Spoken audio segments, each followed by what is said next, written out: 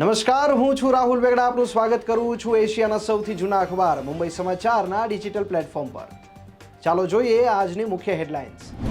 વડાપ્રધાન નરેન્દ્ર મોદી આજે યુક્રેનની મુલાકાતે રાષ્ટ્રપતિ ઝેલેન્સ્કી સાથે કરશે મુલાકાત. કેન્દ્રીય ગૃહપ્રધાન અમિત શાહ છત્તીસગઢની 3 દિવસની મુલાકાતે ગૃહપ્રધાન આજથી શરૂ થનારી નક્સલ વિરોધી કામગીરી પર બેઠકોની અધ્યક્ષતા કરશે.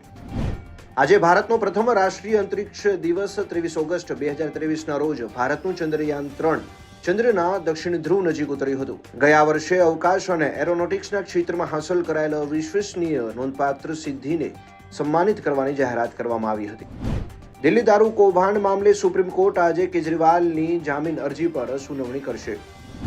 ઉત્તરાખંડના રુદ્રપ્રયાગમાં 2 દિવસથી ભારે વરસાદના પગલે પહાડી વિસ્તારમાં થયેલા ભૂસ્ખલનમાં 4 લોકોએ જીવ ગુમાવ્યા. ગુજરાતમાં ફરી વરસાદનું જોર વધશે. એક સાથે 2 સિસ્ટમ સક્રિય. રાજ્યમાં 2 સાયક્લોન સિસ્ટમના કારણે ભારેથી અતિભારે વરસાદ પડશે તેમજ આગામી 3 દિવસ માછીમારોને દરિયો ન ખેડવાની હવામાન વિભાગ દ્વારા સૂચના આપવામાં આવી. રાજકોટના લોકમેળા પર સંકટના વાદળો ઘેરાયા. હાઈકોર્ટમાં પિટિશન થતા તંત્રએ કામગીરી અટકાવી. રાઇડ્સ સંચાલકોને કામગીરી ન કરવા આદેશ. ગુજરાત વિધાનસભાના ચોમાસુ સત્રનો આજે અંતિમ દિવસ. આજે સવારે 10 વાગ્યે બેઠક મળશે. ટૂંકી મુદતના પ્રશ્નોત્તરી કાળથી બેઠકની શરૂઆત થશે. પ્રશ્નોત્તરી કાળ બાદ નિયમ 106 અંતર્ગત ડ્રગ્સ મુદ્દે ચર્ચા થશે. ગૃહ રાજ્યપ્રધાન હર્ષ સંઘવી ગુજરાતમાંથી પકડાયેલા ડ્રગ્સ મુદ્દે જવાબ આપશે.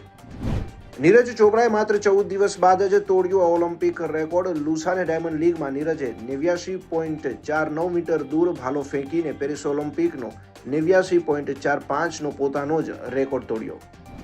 તો આ હતી આજની મુખ્ય હેડલાઇન્સ. વધુ સમાચાર અને મહત્વની અપડેટ્સ માટે જોતા રહો મુંબઈ સમાચારનું ડિજિટલ પ્લેટફોર્મ.